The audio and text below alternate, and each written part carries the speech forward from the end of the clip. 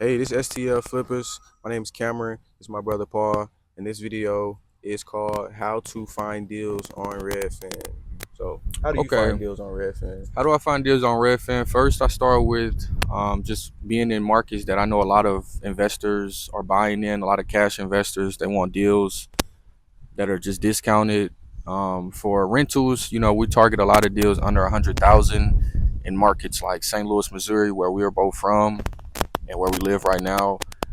St. Louis, Missouri, Illinois, markets like Granite City, Cahokia, Peoria, stuff like that. And also Mississippi, Indiana, Ohio, Alabama are all just great rental markets that you can find a lot of deals under 100,000. So, how do we find these deals on Redfin? We just go to Redfin, search the market, St. Louis, Missouri, deals under 100,000. If it's listed for I don't know 60,000, some reason we're able to get it for 30 or 40,000, and those reasons are just Timing. Timing. mhm, And I think it's timing and um, just making the offers on mhm. whatever you want to make an offer And on. we're If it's cash. right and being cash, you know what I'm Mhm. saying? But I think that timing is just a great thing any beginner wholesaler can kind of just have in mind when Mhm. wholesaling and just not sweating it, you know, especially if you haven't got a win yet.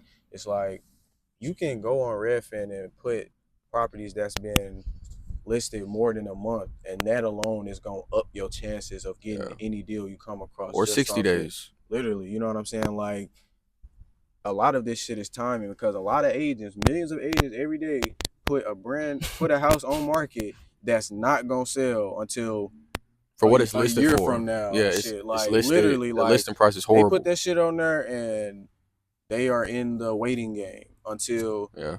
uh a year or two from now and shit, and a wholesaler come along and make the offer that they should have made to their seller a long time ago and shit to get it sold. You know what I'm saying? But you know, what was you saying? Just But making the offer. yeah, Deals under 100,000. We do deals for over 100,000, but those are more fix and flip projects.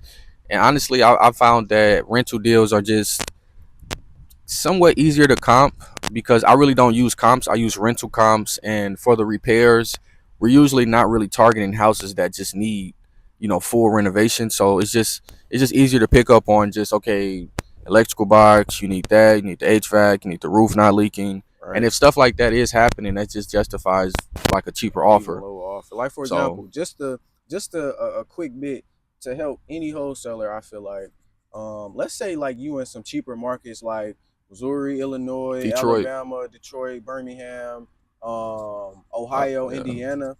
If I don't give a damn where it's at. I don't care what neighborhood it's in. But maybe I shouldn't say that.